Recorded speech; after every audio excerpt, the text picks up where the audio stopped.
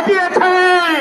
আমাদের মাথার তাজ ইসলামী আন্দোলনের রানা আগামী দিনের প্রধানমন্ত্রী আমিরের জামাত ডাক্তার শফিকুর